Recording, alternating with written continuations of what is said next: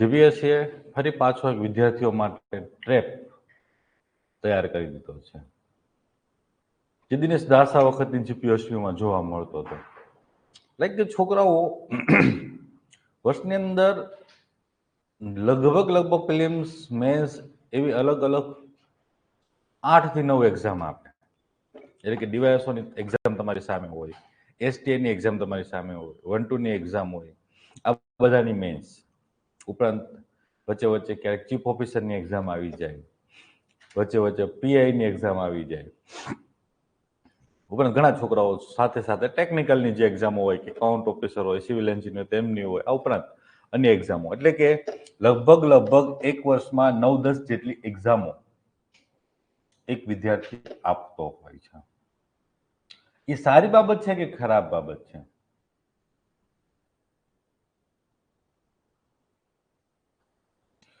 સારી છે અને ખરાબ છે કે એવા વિદ્યાર્થીઓ કે જે આ પરીક્ષાની અંદર જે ડિમાન્ડ છે કે સારું ગુજરાતી, સારું અંગ્રેજી, સારું જીએસ, લખાણ આવડી ગયું છે, એ બધા વિદ્યાર્થીઓ માટે પોઝિટિવ બાબત છે. પણ એવા વિદ્યાર્થીઓનો મોટો વર્ગ છે કે જે પ્રિલિમ્સ વારંવાર થઈ જાય છે, પરંતુ મુખ્ય પરીક્ષાની અંદર એને હજી ખાસું કામ કરવાનું છે. એક વિષય તૈયાર કરવાનો છે, ગુજરાતી ભાષા તૈયાર કરવાની છે, અથવા અંગ્રેજી ભાષા તૈયાર કરવાની છે. એમના માટે ખરાબ બાબત છે, કારણ કે એવા વિદ્યાર્થીઓ કે જેમને આ બધી વસ્તુઓ કરવાની છે અને એમની પાસે સમય જ નથી રહેતો, અને તમે એસ્પાયરન્ટ તરીકે એક પોઝ ના લઈ શકો કે અટકી જવું છે, આ 2 એક્ઝામ નથી આપવી, લાંબા ગાળાની તૈયારી કરવી છે. કારણ કે તમને લાલચ હોય કે આ આપી દો, આ પ્રિલિમ્સ કરી દો, ઓલી કરી દો, ઓલું કરી દો, ઓલું કરી દો, ને તમારે બધું કરવું હોય છે. ક્લાસ 3 ની એક્ઝામ આપવી હોય છે, 1-2 ની આપવી હોય છે, કારણ કે બધાને નોકરી જોતી હોય છે. એટલે તમે 2-3 વર્ષ, 4 વર્ષ પછી જોશો તો એને ટ્રેપમાં કઈ વિશેષ કઈ તમે કરી ના શક્યા હોય. દર વખતે પ્રિલિમ્સ પાસ થાય, મુખ્ય પરીક્ષામાં અટકી જવું. દર વખતે પ્રિલિમ્સ પાસ થાય, મુખ્ય પરીક્ષામાં અટકી જવું. અર્થાત 3-4 વર્ષ તમારી ઉર્જા, તમારો સમય બધું વેડફાઈને તમે એક્ઝોસ્ટ થઈ ગયા હોય, સંપૂર્ણ ચૂસાઈ ગયા હોય, અને તમારી અંદર એક નકારાત્મક ભાવ પેદા થઈ જાય કે મુખ્ય પરીક્ષાવાળી પરીક્ષાની તૈયારીઓ જ ના કરાય. બસ એવો જ ટ્રેપ ધીમે તમારી સામે જીપીએસસી તૈયાર કરી રહી છે. સમજાવું તો આ વખતે ડીવાયએસઓનું કટ ઓફ ઊંચું જવા પાછળનું કારણ માત્ર એટલું છે, જગ્યાઓ ઓછી છે. 100 જગ્યાઓ છે ને 2200 છોકરાઓને બોલાવ્યા છે. તો હવે છોકરાઓમાં એક ડર આવી જશે, પેલા એસટીએની ફિલ્મ્સ કરી લઈએ. એટલે શું કરશે? 1.5-2 મહિના ડેડિકેટેડ રાત દિવસ એક કરીને ફિલ્મ્સ પાસ કરી લેશે, અને ફિલ્મ્સ થઈ જશે. 5-7 માર્ક 10 માર્ક રહ્યા હોય તો ફિલ્મ્સ થઈ જશે. અને ઇવન એ જ્યારે ફિલ્મ્સની પરીક્ષાની અંદર અપીયર થશે તો એ કટ ઓફથી 10-15 માર્ક ઉપર પણ વહી જશે. ડેડિકેટેડ તે છોકરો જે વાંચેલું છે, થોડું રિવિઝન કરેલું છે, 5-7 માર્કથી રહેલો છે, એ છોકરો રાત દિવસ ચેક કરી નાખે તો બટ ઓબ્વિયસ છે કે કટ ઓફથી 15-20 માર્ક ઉપર ચાલ્યો જવાનો છે. પણ સામે માત્ર 2 જ મહિના મેન્સના આપેલા છે. Vote to do in 2 months? Nothing. અઠવાડિયું તમે ઘરે જશો, પીવાય પ્રોવિઝનલ આન્સર કીની રાહ જોશો, રિઝલ્ટની રાહ જોશો, તે 1 મહિનો તમારો ચાલ્યો જશે. પાછળ 1 મહિનો વધશે. શું કરશો? પેલા વાંચી લઈએ, રિવિઝન કરી લઈએ, પૂરું થઈ ગયું. દિવસ વૈધા 4 કે 5 એકાદ રાઉન્ડ ટેસ્ટ લખીને આપી આવશો. કે જે સુધારો તમારે તમારી અંદર ધરખમ લાવવાનો હતો, 5-6 મહિનાના પ્રયાસથી જે સુધારો લાવવાનો હતો, સુધારો નહીં આવે ને શું મળશે તમને? નિષ્ફળતા, ફેલ્યુઅર. તે પાછું તમારે 1-2 નું પ્રિલિમ્સ આવીને ઊભી રહેશે, પાછી એકાદી એક્ઝામ આપી દેશે. નાઉ યુ આર ઇન ટ્રેપ. બચવા માટે શું કરવું? તો તમારે ક્યાં અટકવું છે, ક્યાં છટકવાનું છે, એ તમારા પોઝિટિવ નેગેટિવનું મૂલ્યાંકન કરીને તમારે કામ ગોતી લેવાનું છે કે મારે શું કરવાનું છે. આ ટ્રેપમાં રહેવાનું છે બીજું, કદાચ ગઈકાલે મેં એક છોકરીનો ફોટો મૂકેલો છે ટેલિગ્રામની અંદર, 122 માર્ક છે ડીવાયએસઓ ની અંદર ફિલ્મ્સમાં. એને કોઈ ડેડિકેટેડ કઈ ફિલ્મ્સ માટે તૈયારી નહોતી કરી, 240 ની 1-2 ની તૈયારી કરતી હતી છોકરી. આગળ એસટી ની મેન્સ લખેલી હતી, એટલે હું તો એમને ડીવાયએસઓ એલિમિનેટ કરવાનું જ કહેતો હતો. આઈ નો કે એ થઈ જવાની છે, એ છોકરી ફિલ્મ્સ થઈ જવાની છે.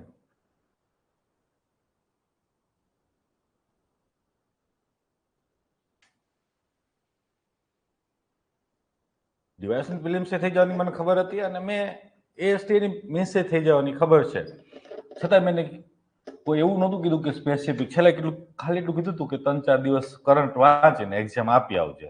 એ મેન્સની પ્રક્રિયામાં હતી, એના કારણે એનો સ્કોર વધારે થયો.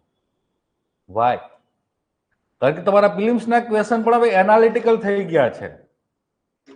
જે મેન્સની અંદર તમે એનાલિસિસ કરીને તમારી જાતને તૈયાર કરો છો, એના કારણે 10-15 માર્ક વધી ગયા છે. કદાચ ડેડિકેટેડ ફિલ્મ્સની તૈયારી કરતી હોત તો આઈ થિંક પાસ થઈ જાત, પણ 122 નો સ્કોર ના થાત. એ 122 નો સ્કોર થવા પાછળ 15-20 માર્ક જે અમને વધારે છે, એમાં મુખ્ય પરીક્ષાનું ફેક્ટર પણ બહુ મહત્વનું છે. ઘણા બધા એવા ક્વેશ્ચન હતા, તમને એવું લાગે કે હું ફિલ્મ્સ લખું છું કે મેન્સ કરું છું. જોયા હશે તમે ડીવાયએસઓ ની અંદર. સેમ જ એસટીમાં એ જ વસ્તુ થવાની છે. એટલે હવે એક વખત નક્કી કરી લ્યો કે આપણે તૈયારી હોલિસ્ટિક કરવાની છે. પ્રીકમ મેન્સ એનાલિટિકલ સ્કિલ કેળવવાની છે, લખવાનું છે. લખશો તો તમારા કન્સેપ્ટ પણ મજબૂત થશે. અને હવે પ્રશ્નો કન્સેપ્ચ્યુઅલ પૂછે છે, ફેક્ચ્યુઅલ ક્વેશ્ચન પૂછતા નથી. અને બીજું, ડીવાયએસઓ નું કટઓફ ઊંચું જવા પાછળનું એક તો જગ્યાઓ છે, તે એક કારણ હતું, અને બીજું કારણ કદાચ એ પણ છે પેપર લેન્ધી હતું. એટલે મોટા માર્ક્સ તમે રહી ગયા હોય 4-5 માર્ક, તો તમે 20-20, 25-25 માર્કનું પેપર છોડીને આવ્યા હતા ઘણા બધા વિદ્યાર્થીઓ. એક કારણ એ પણ છે, અઘરું નહોતું. If you have good in conceptual understanding, તમારી પાસે જો કન્સેપ્ચ્યુઅલ અન્ડરસ્ટેન્ડિંગ બહુ સારી છે, તો પેપર તમારા માટે અઘરું નહોતું, પણ લેન્ધી બહુ હતું. અને લેન્ધી એટલું હતું કે મેથ્સ રીઝનિંગ ખૂબ સરળ હતું, ઘણા બધા વિદ્યાર્થીઓ ત્યાં સુધી પહોંચ્યા જ નહોતા. તો એના માટે પણ પ્રેક્ટિસ કરવી પડે. એટલીસ્ટ 25-30 ટેસ્ટો એસટીઆઈની આપી દો, ફિલ્મ્સની આપી દો. તમે યુપીએસસી વાળા માર્ક્સને જોશો તો એ શરૂઆત તૈયારીની ક્યાંથી કરશે? મેન્સ આપ્યા પછી શરૂઆત કરશે ટેસ્ટોથી. અર્થાત એ તમારી જેમ પેલા કન્ટેન્ટ વાંચી લઈએ, રિવિઝન કરી લઈએ, પછી ટેસ્ટ આપશો, એવા અભિગમમાં ક્યારે ના હોય. એને ખબર છે કે ઇસે વાસ્ટ સિલેબસ, ખૂબ જ લેન્ધી સિલેબસ છે, આને પૂરો કરવા જઈએ તો કોઈ દિવસ પ્રેક્ટિસ ના થાય. તો શું કરે એ છોકરાઓ? તૈયારીની શરૂઆત ટેસ્ટથી કરે. હું કાયમી કહું છું કે if you have good in concept, તમે 1-2 વખત રિવિઝન કરેલું છે, અને જ્યારે તમે ફિલ્મ્સની તૈયારી કરવા બેસો છો તો રિવર્સ સાયકોલોજીમાં કામ કરવાનું. લાઈક પેલા જે ટોપિક વાંચવા બેસો છો, માની લો કે આજના તારીખમાં તમારે 2 કે 3 ટોપિક વાંચવાના છે સાંજ સુધીમાં, તો એની 20-20 માર્કની ટેસ્ટ આપી. પેલા ટેસ્ટ આપો, પછી ફિલ્મ્સનું વાંચો એ ટોપિક. કેમ કે તમને જે નથી આવડતું, તમારે અનકોન્શિયસ માઇન્ડ અંદર ડેટા સ્ટોર છે, ત્યાં ક્યાંક અત્યારે ડેટા સુસુપ્ત અવસ્થામાં છે. તમને ખ્યાલ આવશે કે આટલી વસ્તુઓ મારી અત્યારે સુસુપ્ત અવસ્થામાં છે, તો મને નથી આવડતું. તો એ તમને નથી આવડતું, એ આવડશે. વાંચશો ત્યારે ખબર પડશે કે આ મને નહોતું આવડતું, આ ડેટા ફેક્ટ મિસ હતો. ને પછી ટોપિક વંચાઈ જાય છે, પછી જે ડેટા ફેક્ટ તમને એવું લાગતું હોય કે આ મિસ હતો, તો એને સાઈડમાં એક ડાયરીમાં નોંધ કરી લ્યો. આ વાંચવાની રિવર્સ સાયકોલોજી અપનાવો. ફિલ્મ્સ આરામથી થઈ જશો, કાયમી ફિલ્મ્સમાં સારો સ્કોર થશે. અને આ જ સાચી ફિલ્મ્સ વાંચવાની 1-2 વખત સિલેબસ પૂરા કર્યા પછીની સ્ટ્રેટેજી હોય છે. જનરલી તમારી સ્ટ્રેટેજી કેવી હોય? પેલા વાંચી લઈએ, પછી ટેસ્ટ આપી. વાંચેલું છે ને ટેસ્ટ આપશો તો સાચું જ પડવાનું છે. સિમ્પલ વસ્તુ છે. લાંબા સમયગાળા 2-3 મહિના પહેલા વાંચ્યું છે ને અત્યારે કેટલું યાદ છે ચકાસવા માટે ટેસ્ટ હોય છે. જાતને બુસ્ટઅપ કરવા માટે, અપન હે સાબિત કરવા માટે ટેસ્ટ હોતી નથી. નથી આવડતું એ શીખવા માટે ટેસ્ટ હોય છે. તો એ વાંચવાનો અભિગમ તમારો એ રીતનો કેળવી દેજો. બીજા કઈ તમારી બાજુથી ડીવાયએસ તો એસટીએ બાબતે કઈ પ્રશ્ન હોય? હું અગત્યપણે માનું છું કે 5-10 માર્ક કે 15 માર્ક સુધી જો તમારો ગેપ છે એસટીએ ડીવાયએસઓમાં તો એ એસટીએમાં ફૂલફિલમેન્ટ થઈ જશે, કારણ કે ત્યાં 320 જગ્યાઓ છે એટલે લગભગ 7,000 ની આજુબાજુ છોકરાઓને મેન્સ લખવા માટે બોલાવશે, એટલે 10 માર્ક 11 માર્ક તો કટ ઓફ એ પણ નીચું જાય એ કારણે. ઉપરાંત તમને કહું છું કે થોડીક હવે માનસિક રીતે તમે પ્રિપેર થઈ ગયા છો કે પેપર લેન્ધી જ આવવાનું છે, એટલે તમે સચોટ તૈયારીની સાથે અપેર થશો તો પણ તમારા માર્ક 5-7 વધશે. એટલે જો 10-12-15 માર્કનો ગેપ છે અને સાથે સાથે મુખ્ય પરીક્ષાનું કામ કરતા જશો તો મુખ્ય પરીક્ષાનો એપ્રોચ પણ તમને ફિલિમ્સની અંદર કામ લાગશે. તો આવી રીતે કમ્બાઈન કામ કરવું જોઈએ. ચલો પાછા આજે આપણે આપણા ડિસ્કશન ઉપર આવીએ. એ પહેલા તમારી બાજુથી કઈ પ્રશ્ન હોય તો મને પૂછી શકો છો. આ થોડો શરદી ઉધરસ તાવના કારણે અવાજમાં થોડુંક વેરિએશન હશે, તમને એવું થતું હશે કે સાહેબનો આવો અવાજ કેમ થઈ ગયો છે, તો થોડું સહન કરી લેજો, આજે સાચવી લેજો.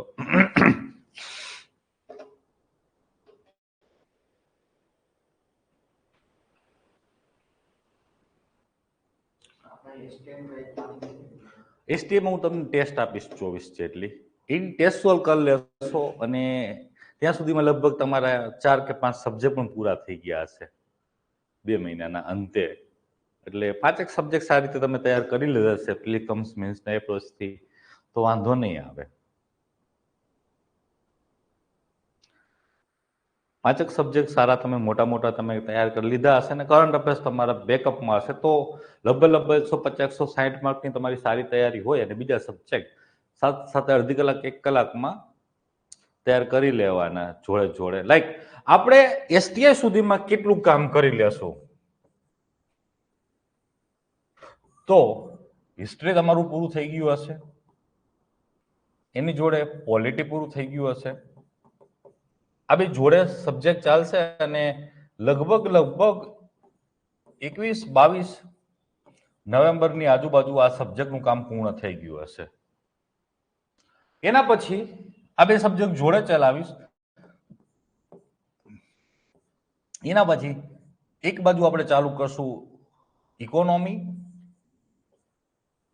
અને બીજી બાજુ કલ્ચર. આ સબ્જેક્ટ તમારા 23-24 નવેમ્બરની આજુબાજુ ચાલુ થશે તો લગભગ 20 ડિસેમ્બર સુધીમાં આ સબ્જેક્ટનું કામ જોઈ લેશો.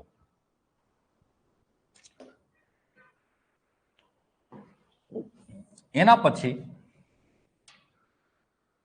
એક સબ્જેક્ટ લેશું હોલિસ્ટિક, એ સબ્જેક્ટનું નામ છે જિયોગ્રાફી. અઠવાડિયું 10 દિવસ સુધી જિયોગ્રાફી ઉપર કામ કરશું એટલે તમારે પ્રિલિમ્સમાં કામ લાગે અને 20 ને 30 ડિસેમ્બર સુધીમાં કામ કરશું. એક ખાલી 5 કે 6 દિવસ કરંટ અફેર્સ વાંચવાની રજા આપીશ પ્રિલિમ્સના, બાકી આપણે એસટીઆઈ માટે કોઈ રજાઓ વચ્ચે પાડશું નહીં. ત્યાં સુધીમાં 5 સબ્જેક્ટ જો તમારા મોટા થઈ ગયા હોય ને તો પ્રિલિમ્સ તો આરામથી એસટીઆઈમાં થઈ જશે, વાંધો નહીં આવે. બીજા નાના સબ્જેક્ટ તમારા બાકી એ રહેશે, એન્વાયરમેન્ટ અને સાયન્સ એન્ડ ટેક. અને આ બે સબ્જેક્ટ એવા છે કે ગમે એમ વાંચો, ગમે ત્યાંથી પૂછે છે. એન્વાયરમેન્ટને તોય પ્રેડિક્ટ કરી શકાય છે, પણ સાયન્સ એન્ડ ટેકને ક્યાંય પ્રેડિક્ટ કરી શકાતું નથી. તમે આ વખતે ટેકનિકલ પોર્શન તૈયાર કરો તો એ લોકો બાયોલોજી પૂછે, બાયોલોજી તૈયાર કરો તો ફિઝિક્સ પૂછે ધોરણ 10નું, એટલે એની પાછળ બહુ પડવા જેવું નથી. પણ આ બધા સબ્જેક્ટ એવા છે કે આની પાછળ પડો તો માર્ક મળે. હિસ્ટ્રીમાં ક્યાંથી પૂછશે ભાઈ 12, કલ્ચરમાં ભાઈ 1 થી વધારે ક્યાંથી 12 પૂછશે ભાઈ. સાયન્સ એન્ડ ટેક ઇકોનોમીમાં એ કન્સેપ્ટ સિવાય ક્યાં જશે? મોનેટરી પોલિસીના 2 ક્વેશ્ચન બનાવવા જ પડે, ફિસ્કલ પોલિસીના 2 થી 3 ક્વેશ્ચન બનાવવા જ પડે. તો આટલું આપણે એસટીઆઈની પ્રિલિમ્સ પહેલા થઈ જશે. એટલે પીકમ મેન્સ કામ તમે કરેલું હશે તો એસટીઆઈની પ્રિલિમ્સમાં વાંધો નહીં આવે. અને પાછળ આપણે એક્ઝામ પછી 2 કે 3 દિવસ રજા આપીશું અને પછી પાછું કામ ચાલુ ઉપાડશું. એટલે સાયન્સ એન્ડ ટેક અને એન્વાયરમેન્ટ જોઈ લેશું, થોડું કરંટનું જોઈ લેશું, જે બાકી રહેલા સબ્જેક્ટ નાના હશે, એથિક્સ, પબેટ, એ બધું જોઈ લેશું. એટલે લગભગ હું તમને કહીશ તો 15 જાન્યુઆરીની આજુબાજુમાં ફોડી લેશું એક વખત સિલેબસને. પછી ધીમે ધીમે ફૂલ લેન્થમાં શિફ્ટ થઈ જશું. પછી તમે એમ કહો કે સાહેબ નિબંધ હજી સરખા નથી લખાતા, તો we are discuss more and more essay. આપણે વધુ નિબંધો ઉપર ચર્ચા કરશું. ફિલોસોફિકલ નિબંધને કેમ તૈયાર કરવો, શું નાખવું, એ બધું ત્યારે જોતા જશું. ફેબ્રુઆરીમાં તમારી ડીવાયએસઓની મેન્સ છે ને માર્ચમાં તમારી એસટીએની મેન્સ છે. એટલે 2.5-3 મહિના સુધી ડે ટુ ડેમાં કામ કરશું. પછી 1-1.5 મહિનો સુધી આપણે ફૂલ લેન્થ, અને ફૂલ લેન્થ એક સારી રીતે કામ કરશું. વ્યવસ્થિત રિવિઝનનો સમય આપીશ. પછી ફૂલ લેન્થનું કામ ઉપાડશું. એટલે તમે સારો એમાં તમારો આઉટપુટ આપી શકો છો. આ રીતે આખું એક આપણું કામ ચાલશે.